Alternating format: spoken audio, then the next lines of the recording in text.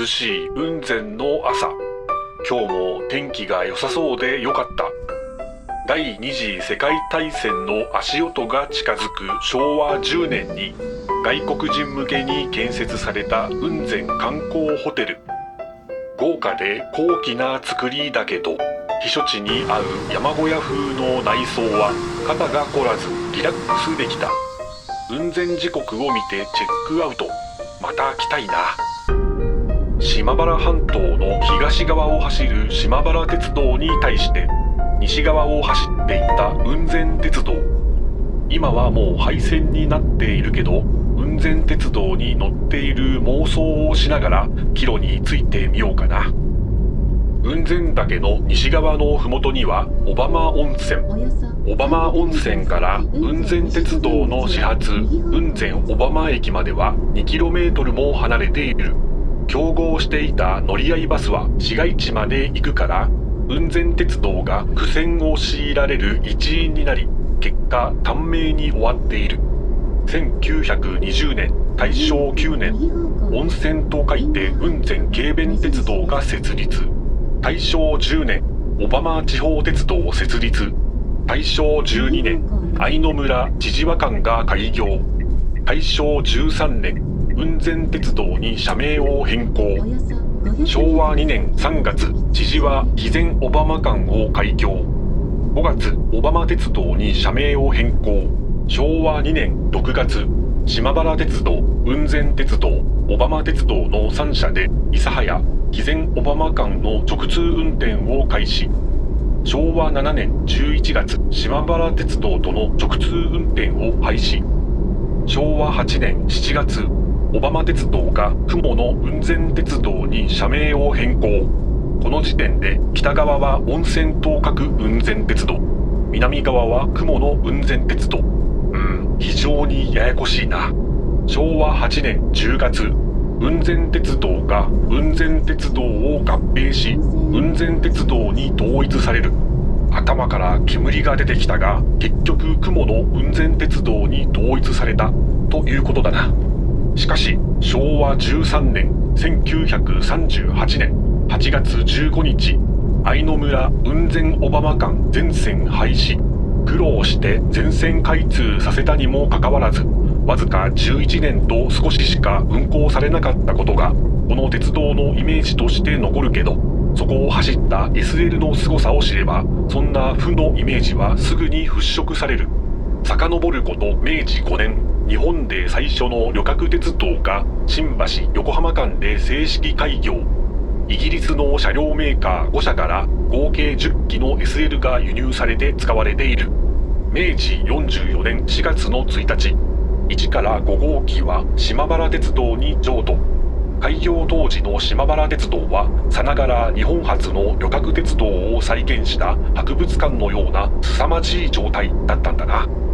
そして昭和2年にシャープスチュアート社製の4号機が雲仙鉄道に譲渡。昭和8年の雲仙鉄道合併後も24号機に名前を変えて使われ続けた。同じメーカーの2号機から5号機は保存されることなく全て解体されている。残っていれば現役当時の雲仙鉄道の雰囲気が一層鮮明にできたのにな。実はこの話には続きがある。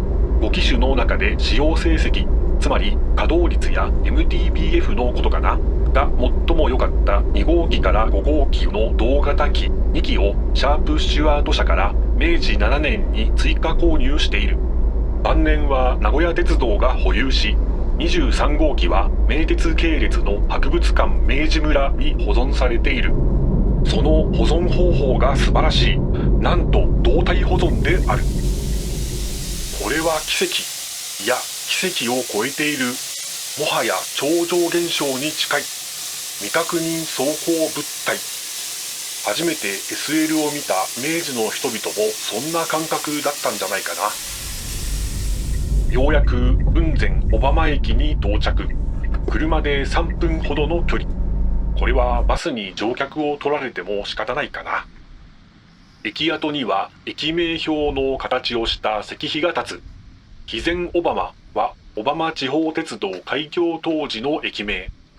地面をよくよく見てみると、これホームだよな。気がつかないうちにホームに立っていたんだな。ホーム端のスロープもある。1日数往復の運行だったから一線のみの片側ホームだろうか。きっと24号機がこんな感じで着回ししていたんだろうな。23号機の音を思い浮かべながら24号機に乗って雲仙鉄道を旅している気分を味わってみる。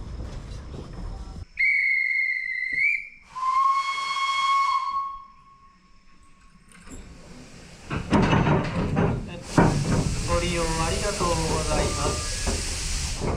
次の発車時刻は1時35分。それでは雲仙鉄道妄想乗車の旅にいざ出発。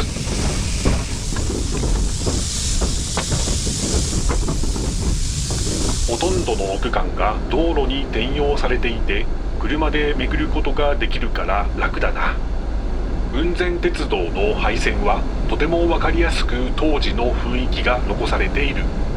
鉄道特有の緩やかなカーブと勾配を一定に保つ大きな築堤、そしてこの美しい橘湾の景色。開通当時は肥前小浜から愛の村までは1時間半、運賃は肥前小浜から千々和までが80銭、千々和から愛の村が52銭。これに対してバスは肥前小浜から愛の村まで70銭だったそう。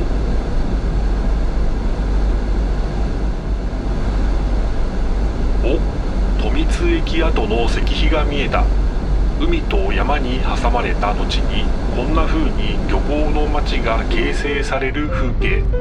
よくある日本の景色だけど、だからこそどっかで見たような懐かしい気分になるんだよな。そしてこの雲仙鉄道の廃線で最大の遺構、大正時代に作られた鉄道トンネル、富津トンネルが現れる。内部は石積みで側壁とアーチのスプリングラインを境に石の大きさが異なる。開口部の曲率の違いによって使い分けているのかな。入り口に変額がないからトンネル名は諸説あるらしい。さすがに一部補強はされているけど、よく崩れずに残っているよな。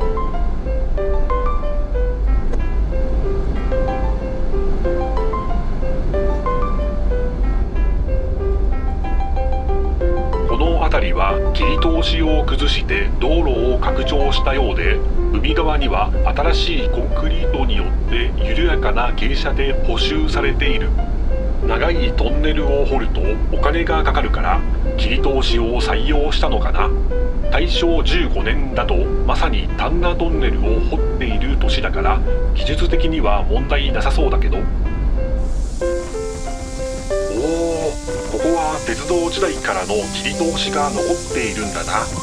緩やかにカーブした単線幅の狭い通行スペースと深い谷、見上げてみると真っ青な夏の青空と眩しい木々の緑、暗い谷を照らす木漏れ日、まるで高千穂峡のような神聖な景色。言い過ぎかな。でも他の廃線跡では見たことがないな。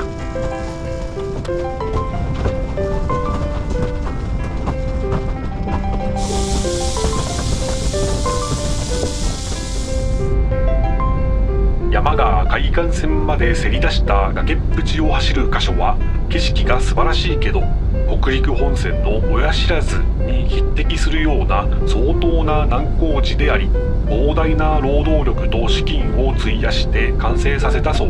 それで資金が不足して小浜温泉まで到達できなかったのかな。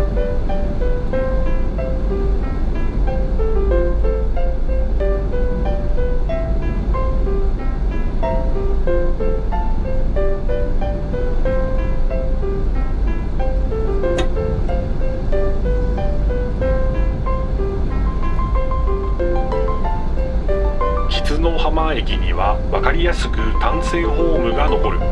機関車1台に客車2両と貨車1両の編成だったそうだから、これぐらいの長さだよな。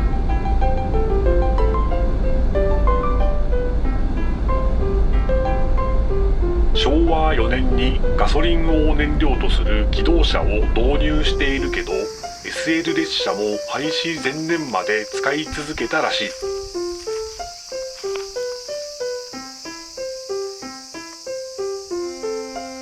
ホームに立ってみると24号の汽笛が聞こえてきたから、しばし出発する客車列車を笑顔で見送る。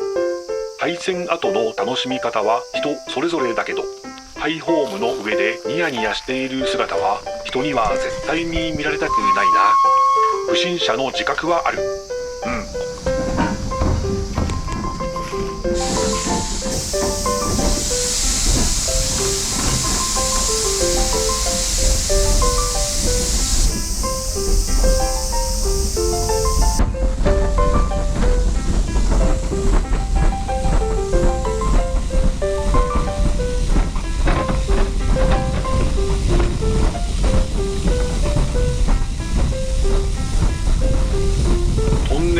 全部で3つあり、第2トンネルと第1トンネルは隣接している。今日まで大切にされ、形を保っていることは称賛に値するし、苦労して完成させたのに短命で終わってしまったけど、車道用として第2の人生を与えられたから、建設に携わった大勢の人々も報われるよな。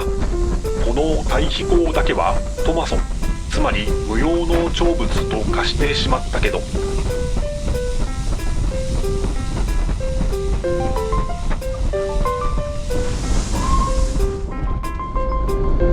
2社が合併する前の昭和6年、小浜鉄道の営業報告によると、営業日数は182日くらい。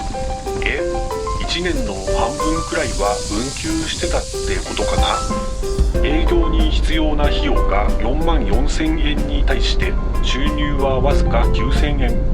政府の補助2万円を加えてもなお1万円以上の欠損を生じつつある状態にして、今後この状態が打ち続くものとせば、鉄道会社の将来も甚だ心細い次第である。確かに甚だ心細い。やっぱり小浜温泉街まで線路を敷けなかったことが悔やまれる。損失や雲仙鉄道の経営成就に対し、資材を導入して雲仙鉄道の廃止を食い止めてきた本田親宗。昭和12年6月に社長のまま亡くなり、昭和13年の廃止を迎える。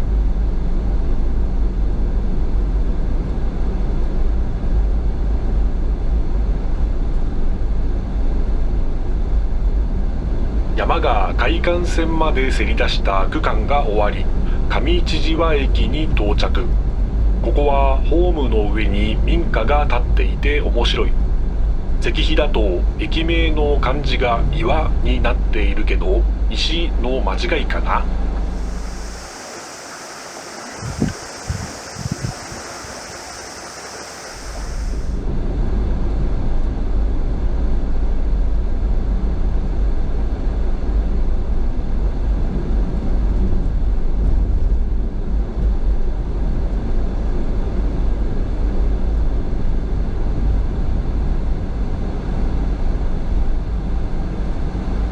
次は千々和。かつての雲仙鉄道と小浜鉄道の境界駅であり、立派な駅舎を持っていたけど、もうその面影は失っているみたいだな。元小浜鉄道の区間はトンネル、切り通し、ホームが残っていたけど、この先の元温泉の方の雲仙鉄道の区間はどうかな。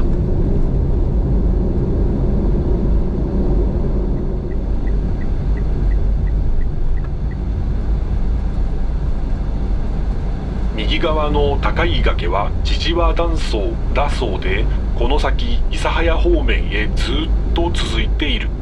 大自然の壮大さだな。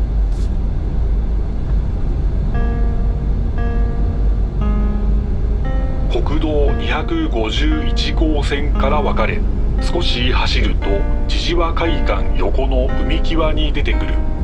こんなに海に近いところを走っていたのか。地形の日には波しぶきをかぶりそうな近さ。その代わりにまるで浜辺を歩いているかのような素晴らしい景色。中央に見える海に突き出した山の麓を海沿いにぐるりと回ってきたんだな。奥の方に見えるのが小浜温泉のあたり。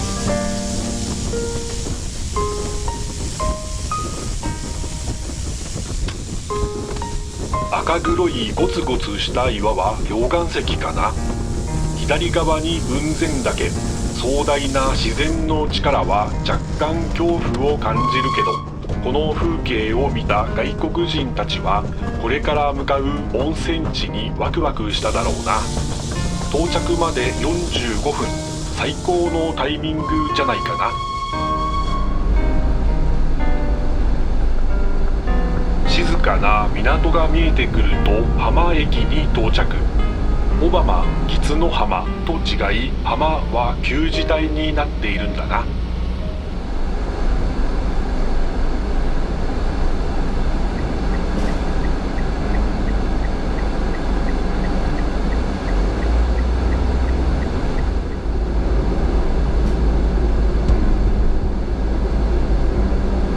明治23年に外国紙上海ノースチャイナデイリーニュースに雲仙が紹介され、外国人秘書客が増加。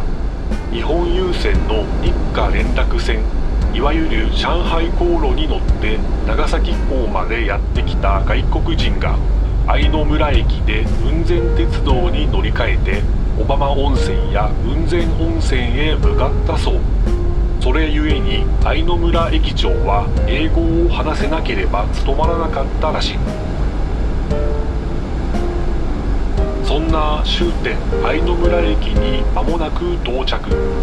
現在は愛の駅。とんがり屋根の駅舎の横に最後の石碑がしっかりと立っている。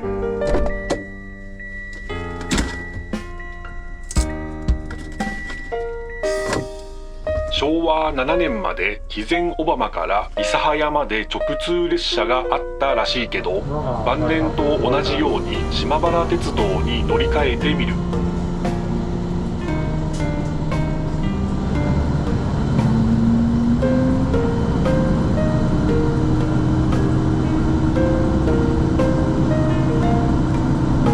島原鉄道は昭和55年まで諫早から国鉄長崎本線に乗り入れて、急行などに連結して長崎や博多方面へ直通する列車もあった。今でも JR 線へ直通できるポイントが設置されているからできなくはないのかな。お降りの際、車内にお忘れをございませんようご注意ください。ご利用者ホームの右側です。お降りの際は前の方からお降りください。本日は沢田鉄道ご旅館にまして皆様ありがとうございました。乗車券および運賃は車内にて回収いたします。また JR 連絡乗車券、定期券、企画乗車券などお持ちのお客様はご提示の上降りていただきますようお願いいたします。